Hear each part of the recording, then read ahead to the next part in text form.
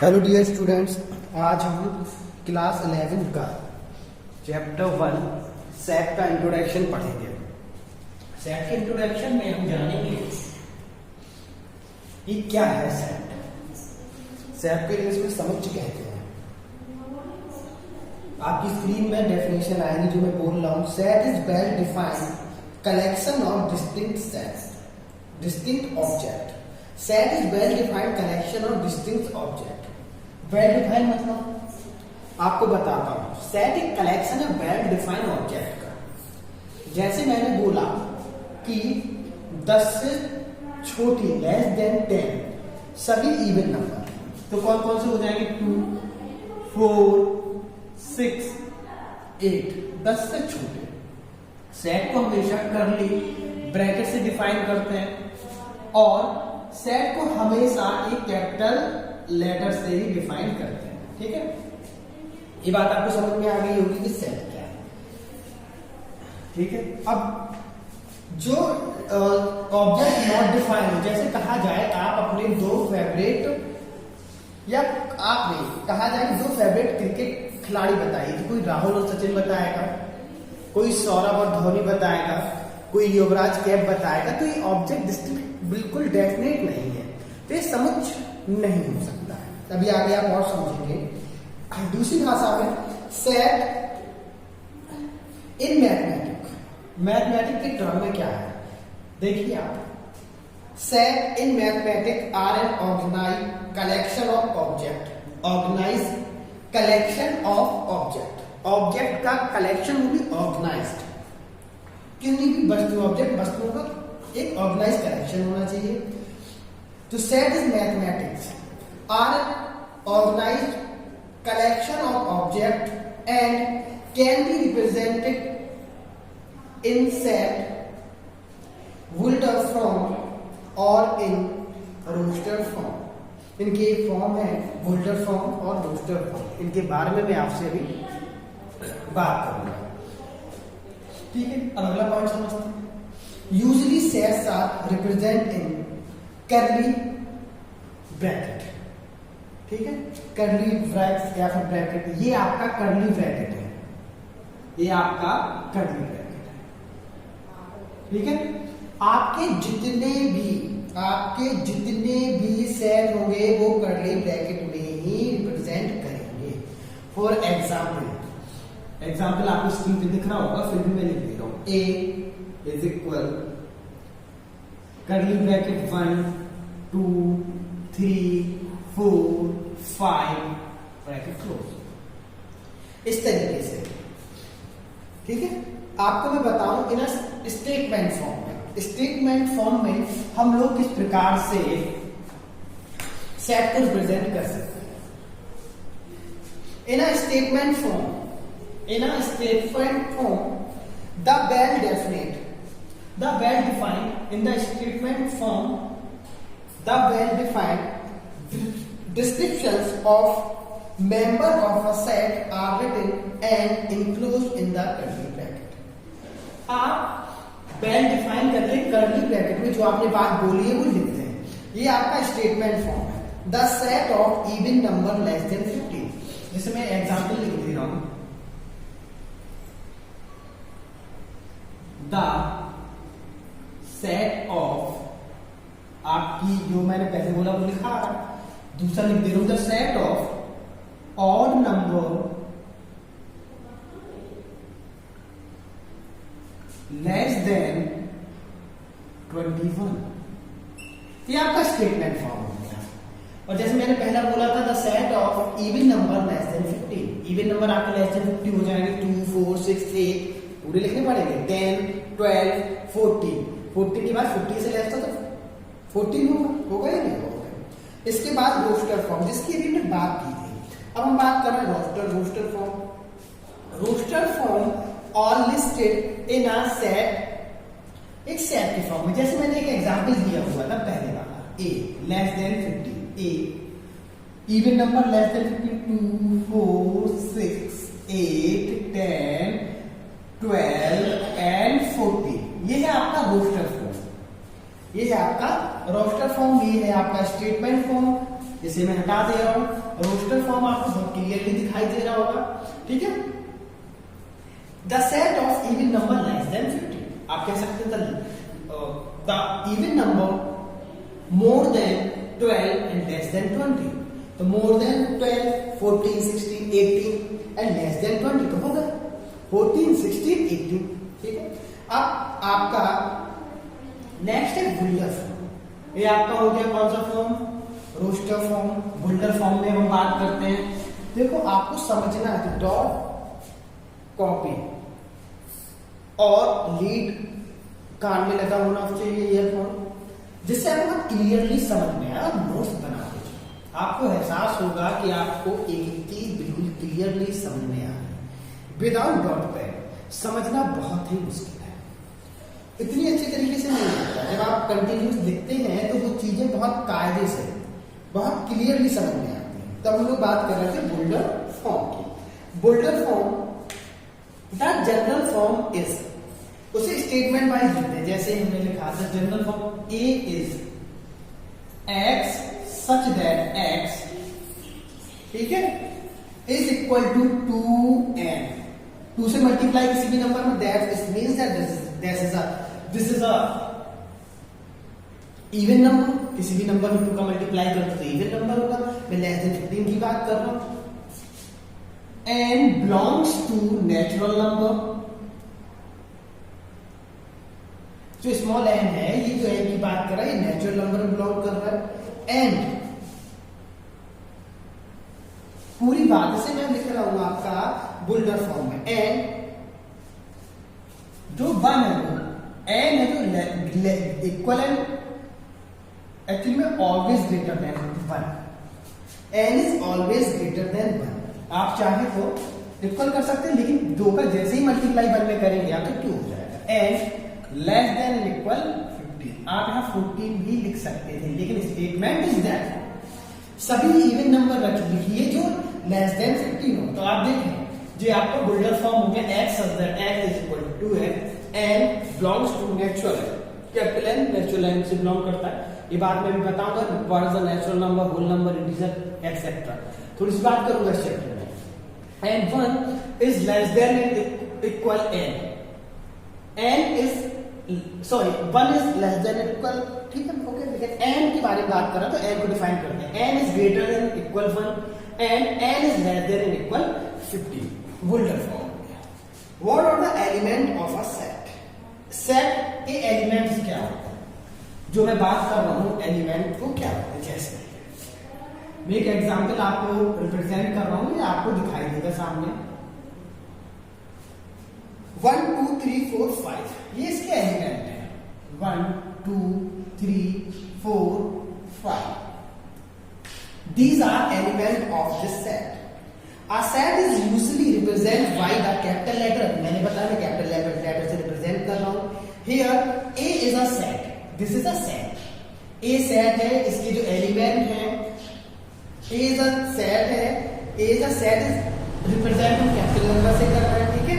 Here A is a set. ये set है, मुझे कैपिटल नंबर से रिप्रेजेंट कर रहा है। I hope so that all of you can understand better. If you have any type of doubt, anyone, तो please comment करिएगा, कोई भी doubt. Now 1 2 3 4 5 are the element of a set. मैंने भी बताया these all are element of sets. These all are elements of set. The elements that are written in the set are in any order and it cannot be repeated. इस बात को आप समझ लें। ये आपको लाइन ऊपर आ गई है, आपको दिखाई दे रही होगी। The element that are written in the set are in any order. जैसे मैंने नेचुरल नंबर लिखने थे 5 तक, तो आप लिख सकते थे 3 2 1 4 5, किसी भी ऑर्डर में लिख सकते हैं। This is like same thing. ये दोनों चीजों में कोई इश्यू नहीं है, कोई प्रॉब्लम नहीं। लेकिन एलिमेंट कांट बी रिपीटेड, लेकिन कोई भी एलिमेंट रिपीट नहीं होना चाहिए। मान लो आप ऑर्डर आप ऐसे करेंगे, कोई फर्क नहीं पड़ रहा है, यहां तक तो सही था। ब्रैकेट लगा के मान लो आपने 4 डबल टाइम लिख दिया, this is a wrong thing, ये गलत हो जाएगा। अब यहाँ ही बात सही है कि एलिमेंट टोटल 5 है, ना तो एलिमेंट को रिपीट किया जाए, रिपीट नहीं किया जा सकता, आप उसका सीक्वेंस बदल सकते हैं। ये सेट का एक तरीका है। नेक्स्ट, इसके मैं नेक्स्ट पार्ट की बात करता हूं आपसे। All the set elements are represent, all the set elements are represented in small letter.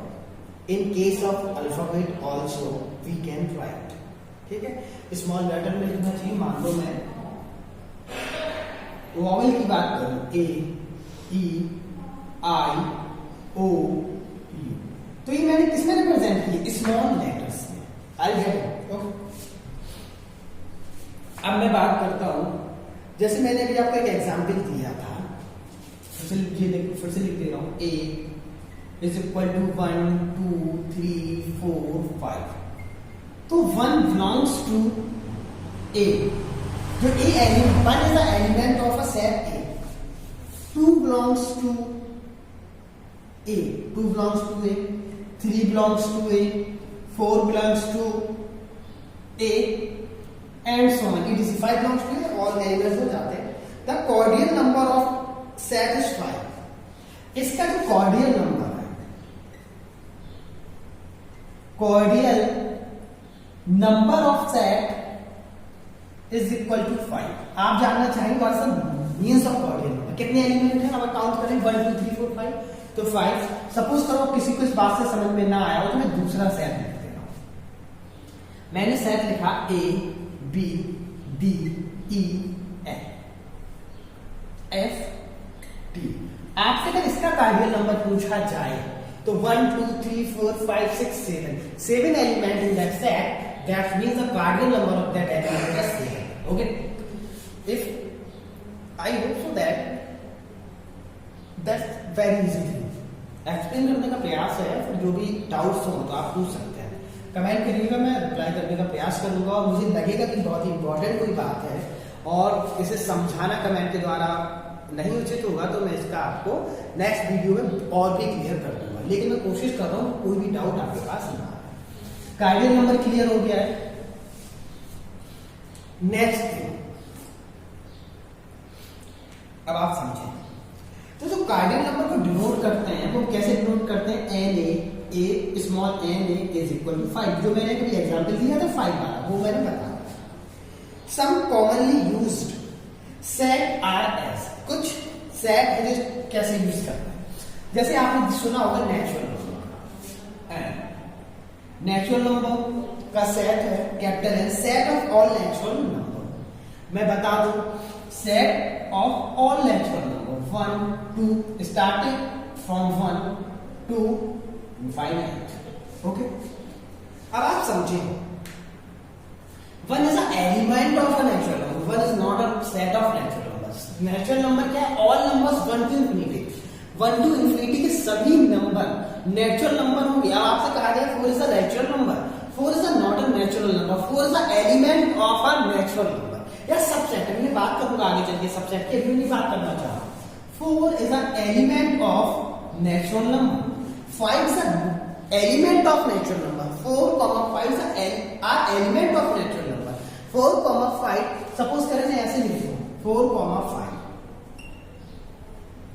तो ये सबसेट हुआ, ये the subset of natural number. अभी मैं सबसेट का सिंबल और चीजों का एक्सप्लेन नहीं कर रहा हूं, इन चीजों को मैं इसी लेक्चर में आगे बताऊंगा। तो आई hope so that all of you get natural number 1 to infinity। अब बात करते हैं होल नंबर। होल नंबर को रिप्रेजेंट करते हैं हम लोग W से, 0 प्लस और नेचुरल नंबर।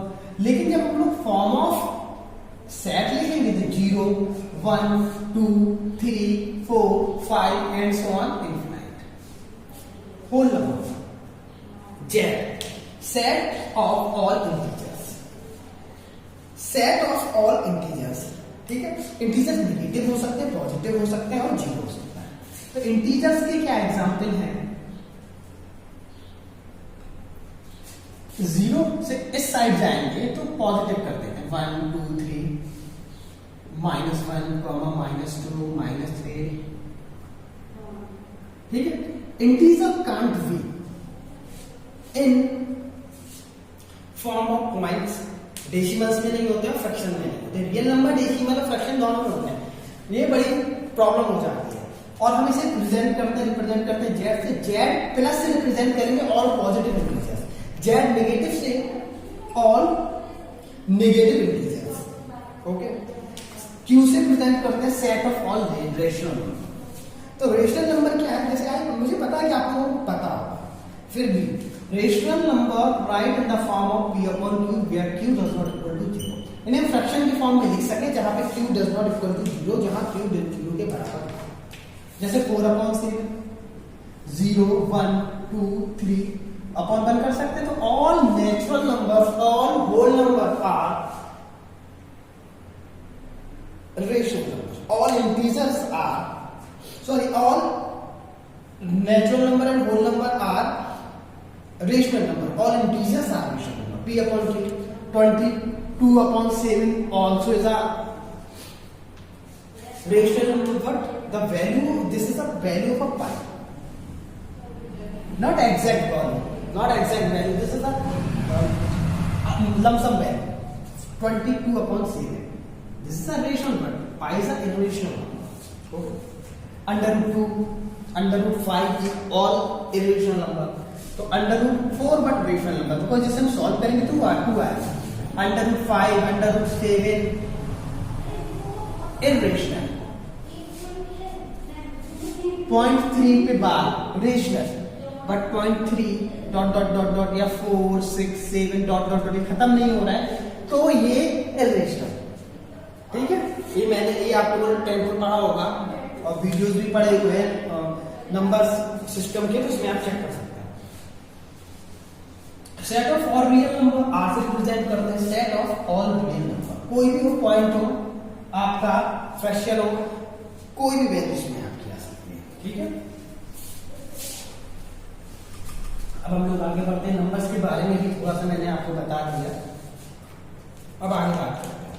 थोड़ा सा स्पीड है तो आप पॉज करके लिखते चलिए। Operations of set, operations of set in set theory, the operation of the sets are carried when two or more sets combine to form a single set under some of the given condition. The basic operation of sets are union of sets.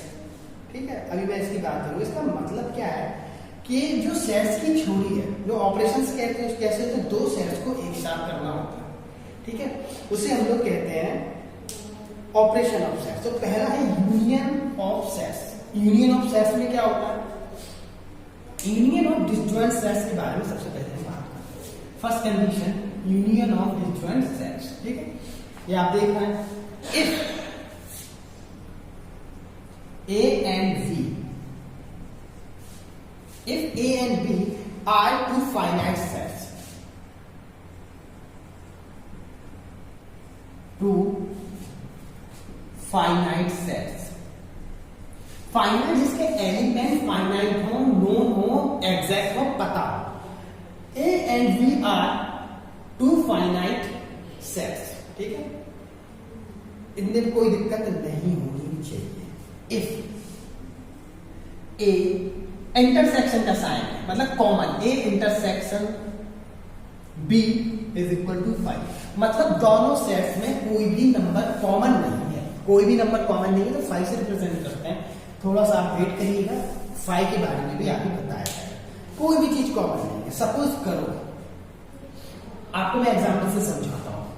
जैसे आपसे कहा जाए कि आपका कोई एक वे है, रास्ता है, उसमें 10 घर बने हुए हैं, गली मान लो आप, थोड़ा सा 10 घर बने हुए हैं। तो घर और उन घरों में रहने वाले मान लो 50 आदमी हैं, 10 घरों में 50 लोग रहते हैं। तो उनके नाम राम, श्याम, मोहन, अशरफ,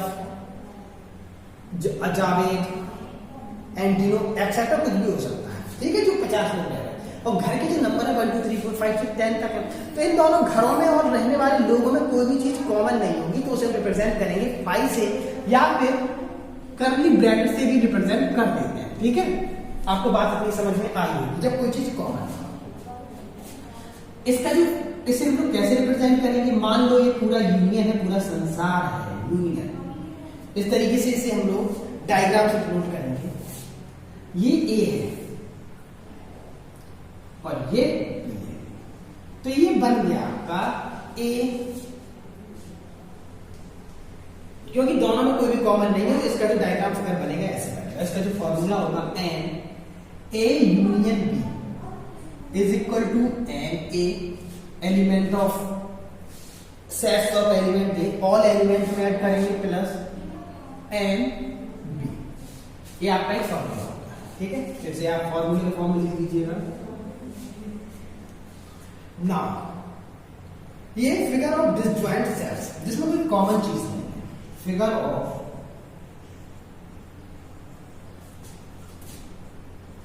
डिसजॉइंट सेट। आगे हम लोग बात करते हैं, देखो चीजों को समझना पड़ेगा। इसका सेकंड इसी से रिलेटेड बात करते हैं तो union of two sets, union of two sets. फिर वही बात है, if a and b are two finite sets, दो फाइनाइट सेट्स है a and b are two finite sets, तो अब हम लोग क्या करेंगे, लेकिन उनमें से कुछ चीजें कॉमन हो सकती हैं। अभी क्या था कि डिसजॉइंट सेट थे, कोई भी चीज कॉमन नहीं थी। अब कुछ चीजें कॉमन संभव है कि कुछ चीजें कॉमन हो, तो हम कैसे रिप्रेजेंट करेंगे, देखिए आप डायग्राम के द्वारा लिख दूं, if set always be represent by capital letter, okay, capital letter से डिनोट करते हैं। A and b are two finite,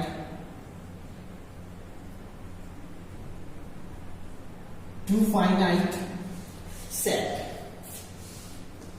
then ये आपका यूनियन है।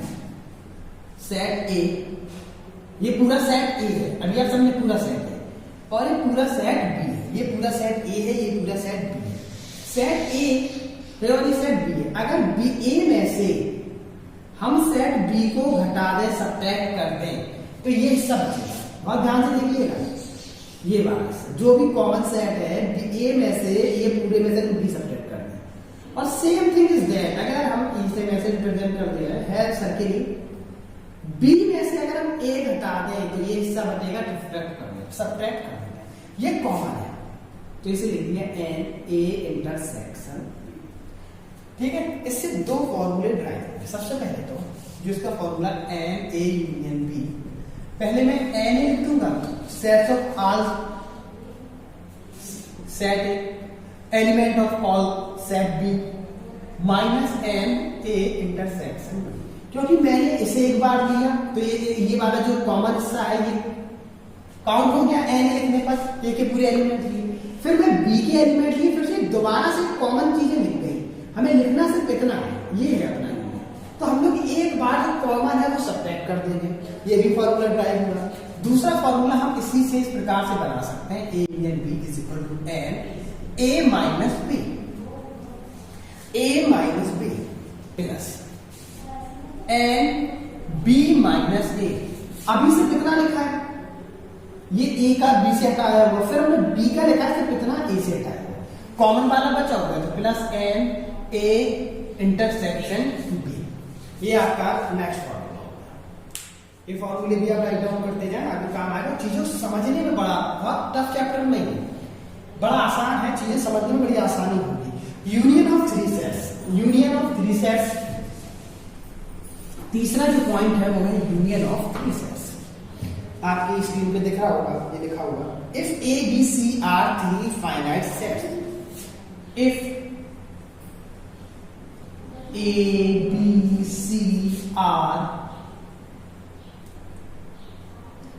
Three finite set.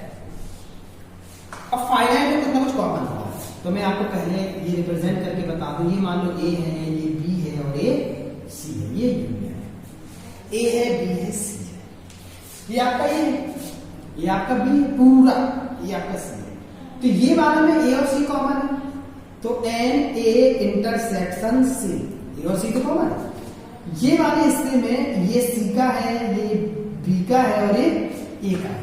तो इसकी मैं अभी बात करता हूं, ये कॉमन हो जाएगा, कहीं में इसकी बात सॉरी इसकी बात करता हूं, बी और जो सी में कॉमन है, तो एन बी इंटरसेक्शन सी, ये ए और बी में कॉमन है, a intersection c. I don't think so that is there any type of doubt. ये ABC दोनों में है, and A intersection B intersection C। अब इसके फॉर्मूले किस तरीके से ड्राइव होंगे? N A union B union C। समझिए हम तीनों को प्लस कर दे रहे हैं, ठीक है। फिर इन दोनों को जब लिखा तो ये सब्ट्रैक्ट करेंगे, क्योंकि एक बार इसमें लिख लिया, दोबारा इसमें लिखने की जरूरत नहीं है। Set NA set B plus set C, minus A कर देना है, माइनस NA इंटरसेक्शन B। इसी प्रकार से जब B और C में एक बार B में लिख गया, C में लिख गया, तो एक बार फिर से सब्ट्रैक्ट ये दे रहे हैं, तो इसे फिर से एक बार सब्ट्रैक्ट करेंगे। मुझे समझ आ रहा है कि आप लोग शायद समझ पा रहे हैं चीजों को, ठीक है। चलो देखते हैं, लेट्स सी, देखते हैं शायद समझ में आ रहा हो, और कुछ अगर प्रॉब्लम हो बताना। NA NB minus NA intersection B intersection C कर लो, या A इंटरसेक्शन भी कर सकते थे, A इंटरसेक्शन C।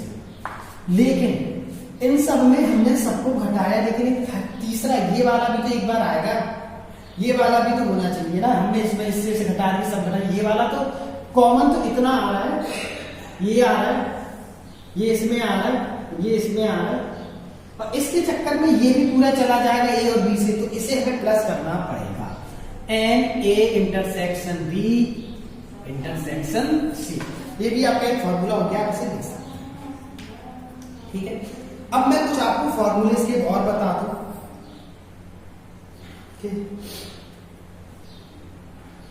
ठीक है इतना। अब आगे हम लोग बात करते हैं complement of sets. Complement of set आप लोग आराम से राइट डाउन करें, समझें, पॉज कर दें video. Complement of sets, video देखने गया था कि सही चल रहा है या नहीं, हाँ तो ठीक है। कंप्लीमेंट ऑफ सेट में क्या करेंगे?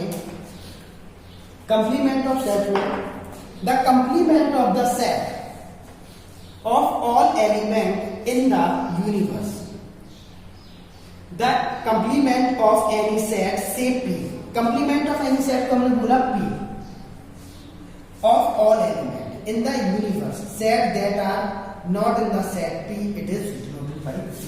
मैं बताता हूं, जैसे मैंने बोला, मैंने कहा इस यूनिवर्स में जितने भी व्यक्ति हैं वो P से रिप्रेजेंट किए, ठीक है। यूनिवर्स के ऑल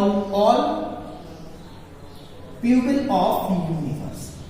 अब कोई भी यूनिवर्स में कोई व्यक्ति नहीं है, no one in that universe, तो ये P डैश से एक सेट में जिसमें पूरे यूनिवर्स, पूरी दुनिया की कोई चीज हो, उसे P से, और उसमें वो वाला एलिमेंट ना हो, मतलब कोई भी एलिमेंट दोनों में कॉमन ना हो, तो उसे हम P डैश से डिनोट करेंगे, ठीक है।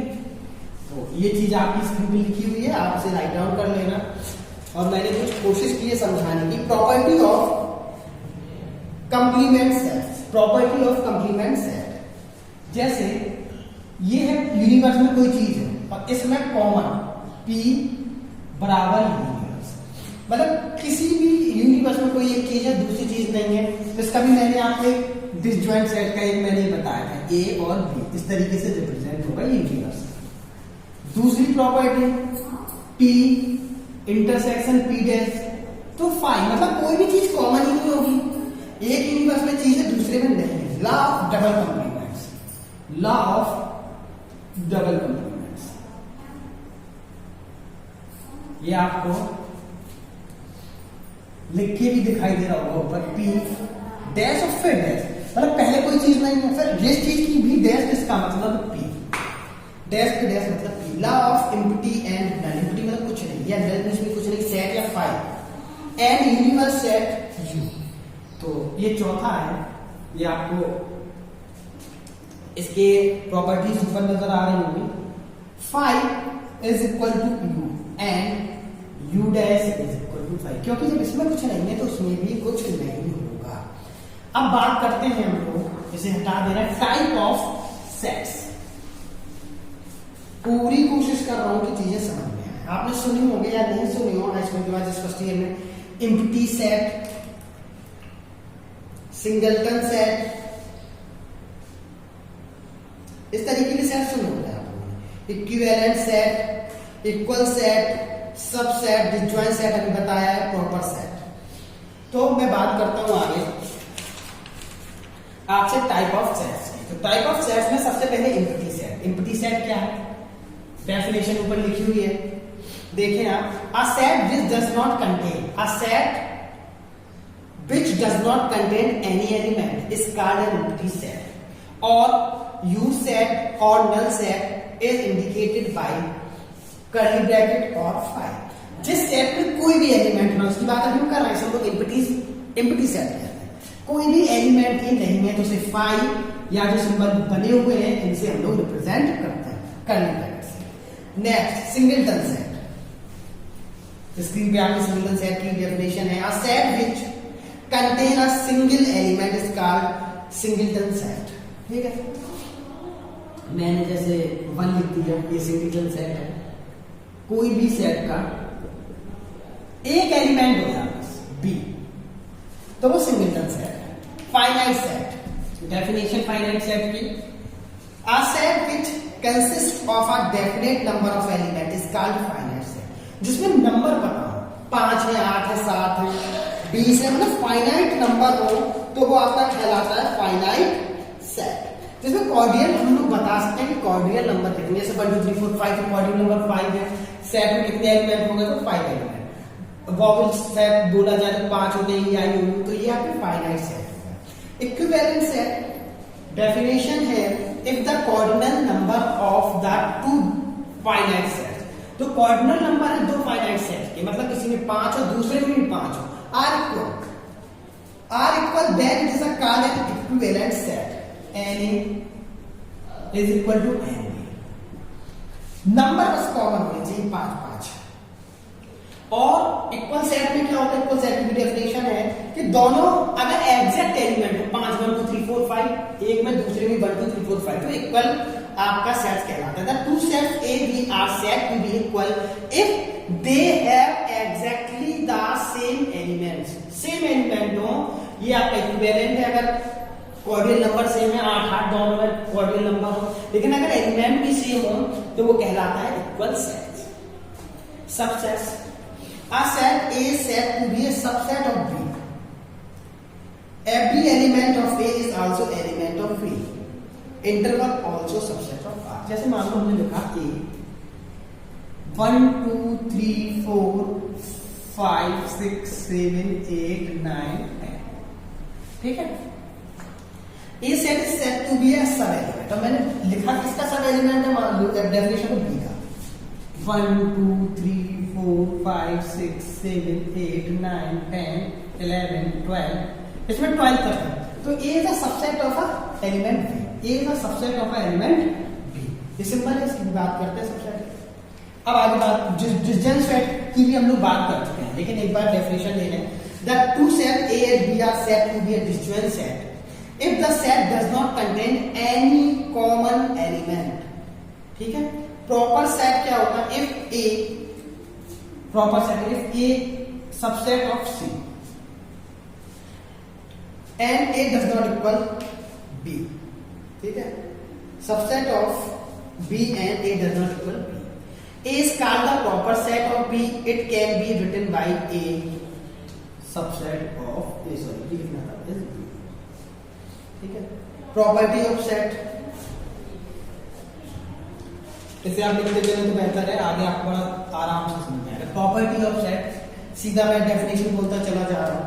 A union B, A union B is equal to B union A। ये आपकी कॉम्यूटेटिव प्रॉपर्टीज हैं। A इंटरसेक्शन, ये फॉर्मूले लिखे भी हैं, फिर भी लिख दे रहा हूं, B इंटरसेक्शन है। बस अब ये साइड चेंज हुआ, कोई फर्क नहीं पड़ता। एग्जांपल के फॉर्म में समझो, चाहे तो ये B लिख दो यूनियन में, चाहे इसी को आप B इधर लिख दो और A इधर लिख दो, कोई फर्क नहीं पड़ा यूनियन में। चीज है जैसे कहा था कि क्लास में आपके 15 लड़कियां और 15 गर्ल्स और 16 बॉयज हैं, आप ऐड करो, चाहे 15 प्लस 16 कर दो, चाहे 16 प्लस 15 कर दो, कम्युनिकेटेड प्रॉपर्टी दोनों से आंसर सेम आएगा। ये चीज आपने पढ़ रखी है, सेट में भी एप्लीकेबल है। ठीक है। एसोसिएटिव प्रॉपर्टीज फॉर्मूला है ए यूनियन बी ब्रैकेट में B union C is equal to A union B bracket बंद यूनियन सी इंटरसेक्शन में A intersection B intersection C A intersection B bracket बंद intersection C. Distributive property A union B union C bracket बंद A union B bracket बंद intersection A intersection C A intersection bracket B union C is equal to A intersection B union A intersection सी। आप ये दोनों फॉर्मूले बड़े आराम से देख लेंगे, ठीक है। De Morgan's law of union A union B bracket dash, तो A intersection A dash intersection B dash intersection. Law of intersection A B A intersection B dash लिखा हुआ है A dash union B dash. Complement law A union B A dash is equal to A dash union A union. दूसरा A intersection A dash is equal to 5 में कोई common ही नहीं है तो 5 आ गया जी बात।